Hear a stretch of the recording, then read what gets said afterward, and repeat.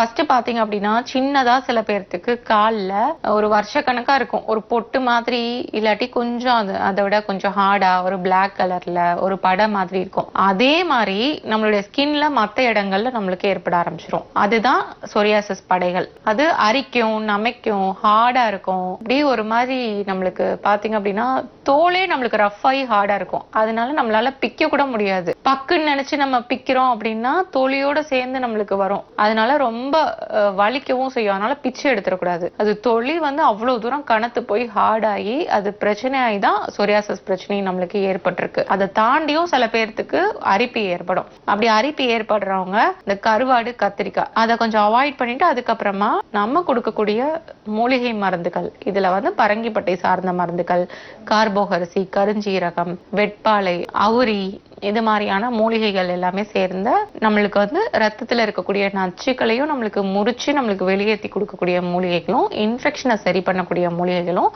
அதே மாதிரி அருகம்புல், வெட்டி வேறு, பூலாங்கிழங்கு, இந்த மாதிரி எல்லாம் பாத்தீங்க அப்படின்னா ஸ்கின்ல இருக்கக்கூடிய அந்த சொரசொரப்பு, ஸ்கின்ல இருக்கக்கூடிய அந்த ரஃப்னஸ், இது எல்லாத்தையும் நம்மளுக்கு சரி பண்ணி கொடுக்கும். ஸ்கின்னையே நம்மளுக்கு ரிப்பேர் ப்ராசஸ் நம்மளுக்கு பண்ணி கொடுக்கும் அந்த மூலிகைகள் எல்லாமே. அதையும் நம்ம சேர்த்து ஸ்கின்ல இருக்கக்கூடிய ஹீட்டையும் நம்மளுக்கு குறைக்கும் அருகம்புல் எல்லாம் பாத்தீங்கன்னா. அதே மாதிரி ரத்தத்தை நல்லா பியூரிஃபையும் நம்மளுக்கு பண்ணும் அருகம்புல். ஸோ இந்த மாதிரியான ஹெர்பல்ஸ் எல்லாமே நம்மளுக்கு போட்டு நம்ம மருந்துக்கெல்லாம் நம்ம உள்ளுக்குள்ள நம்ம தயார் பண்ணி வச்சிருக்கோம். ஸோ இந்த மாதிரி நம்ம மெடிசின்ஸ் கொடுக்குறப்போ கண்டிப்பா அந்த சொரியாசிஸ் படைகள் எல்லாம் நம்மளுக்கு சரியாக ஆரம்பிச்சிரும்.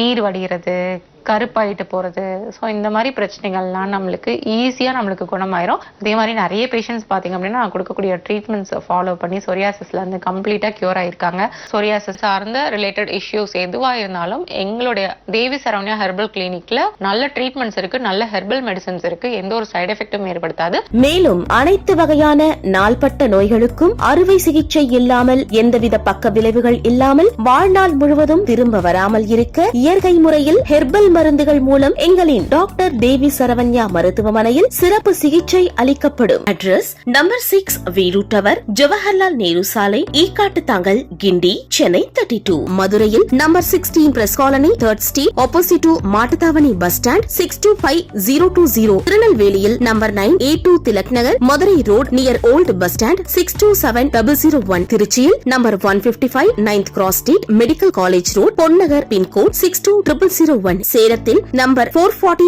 குகைபாலம் bus stop, Trichy main road, old bus stand near Sarada medicals, 636006. கோயம்புத்தூரில் number 598 Mettupalayam road, RS Puram, opposite to Vadakovai bus stand, 641002. Doctor Devi Saranya herbal clinic.